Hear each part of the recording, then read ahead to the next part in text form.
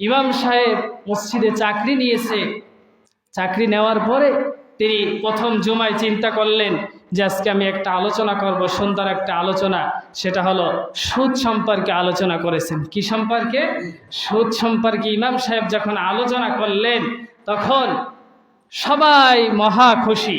কিন্তু যে মসজিদের যে সভাপতি সাহেব আছে তিনি বলতেছেন, হুজুর আজকে আপনি আমার তো বাসটা ভালোভাবেই দিলেন। হুজুর বললেন, কেন, কি করলাম আমি আপনার?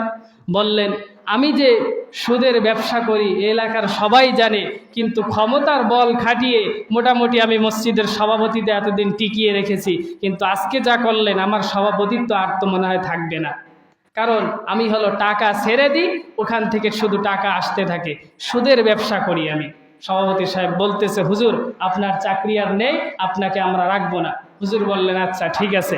ইমাম সাহেব চিন্তা করলো, তাহলে শহর অঞ্চলে আর থাকা যাবে না, তাহলে একটু গ্রাম সাইডে যেতে হবে, যেখানে শহরও না গ্রামও না, এরকম একটা জায়গায় গিয়ে চাকরি নিলেন। চাকরি নেওয়ার পরে তিনি আলোচনা করবে, চিন্তা করে যে কি আলোচনা করবে। তিনি আলোচনা নিলেন পর্দার আলোচনা। কিসের আলোচনা? পর্দা। যে সুদের আলোচনা আজকে আর করব না, কারণ সুদের আলোচনা করলে চাকরি চলে যেতে পারে।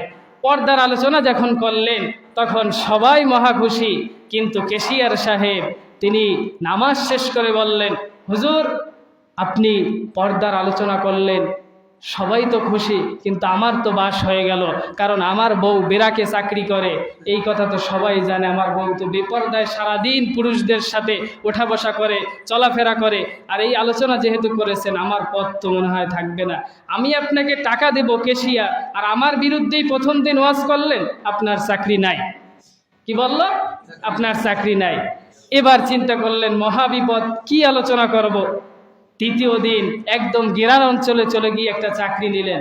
ওখানে গিয়ে তিনি কোনো আলোচনাই করলেন না, বাধ্য হয়ে তিনি শুধু নামাজ পড়াইলেন। নামাজ পড়িয়ে সূরা ফাতিহা যখন তেলাওয়াত শেষ করলেন, এরপরে বলতেছেন, কোরআনের সুন্দর একটা সূরা তেলাওয়াত করতেছেন, ইয়াসিন ওয়াল কুরআনিল হাকীম ইন্নাকা লামিনাল মুরসালিন। ইমাম সাহেব সূরা ইয়াসিন থেকে তেলাওয়াত শেষ করে নামাজ শেষ করলেন। এরপরে সেক্রেটারি সাহেব এসে ধরল, হুজুর আপনি প্রথম দিন মসজিদে এসেই এই মসজিদের যে সভাপতি তার নাম হলো ইয়াসিন, আর তার বাবা মারা গেছে, তার নাম হলো হাকিম, তার নামে সূরা তেলাওয়াত করলেন, কিন্তু আমার নামে তো একটা সূরা তেলাওয়াত করলেন না, আমিই তো আপনাকে চাকরিতে আনলাম। হুজুর বেচারা মহা বিপদে পড়ে গেছে, কি করবে? কের পক্ষে আলোচনা যায় না, সবার বিপক্ষে চলে যায় আলোচনাগুলো। হুজুর তো মহা বিপদ। এবার সেক্রেটারি সাহেব বলতেছে, সামনের সপ্তাহ যেন বাধ্যতামূলক আমার নামে একটা সূরা নামাজে তেলাওয়াত করা হয়। তার নাম ছিল বাবর আলী। কি নাম?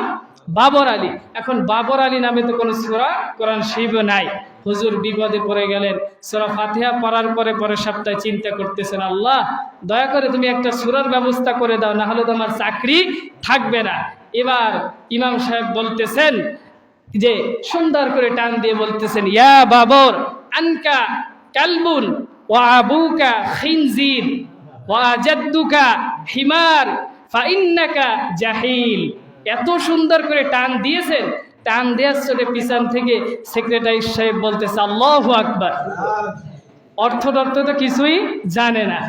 এবার যখন নামাজ শেষ করলেন, নামাজ শেষ করার পরে সেক্রেটারি সাহেব বলতেছেন, হুজুর আলহামদুলিল্লাহ আজকে আপনি আমার নামে একটা সূরা পড়েছেন, আমার পক্ষে একটা আলোচনা করেছেন, কিন্তু যে এই সূরার অর্থটা যদি একটু বলতেন তাহলে ভালোই হতো।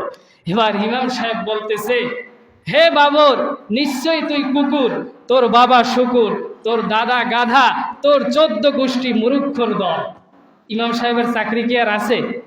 তাহলে এই ঘটনাটা আপনাদের বলার আমার একটাই উদ্দেশ্য, কোনো হাসির খোরাক নয়, যে কোনো ব্যক্তি যদি অন্যায় করে তার পক্ষে কি কোনো আয়াত কোরআনের মধ্যে আছে? ইমাম সাহেবকে যদি আপনি জোর দেন, হুজুর সুদের পক্ষে একটা আয়াত আনেন, না হলে আপনার চাকরি থাকবে না, ইমাম সাহেব কি পারবে? সম্ভব। আপনাকে এমন দোয়া করে দেবে যে আপনি অর্থ কিছু বুঝবেন না, ঠিক ওই লোকের মতো আল্লাহু আকবার বলবেন, কিন্তু কোনো কাজ হবে না। এজন্য আমাদেরকে কোরআনের যে আলোচনাগুলো আছে এই আলোচনাগুলো মেনে চলার চেষ্টা করতে হবে, বোঝার চেষ্টা করতে হবে, কিন্তু এর বিরোধিতা করা যাবে না। যদি বিরোধিতা করি তাহলে আল্লাহ রাব্বুল আলামিন বলেছেন কোরআনের প্রথম নম্বর শ্রোতার নাম হলো কাফের, দ্বিতীয় নম্বর শ্রোতার নাম হলো যারা কোরআনের কথা পিছনে শুনে কিন্তু কিছু বলতে পারে না, সহ্য করতে পারে না, বাধ্য হয়ে পিছন থেকে উঠে চলে যায়, আর ওরা হলো মুনাফিক সমাজে।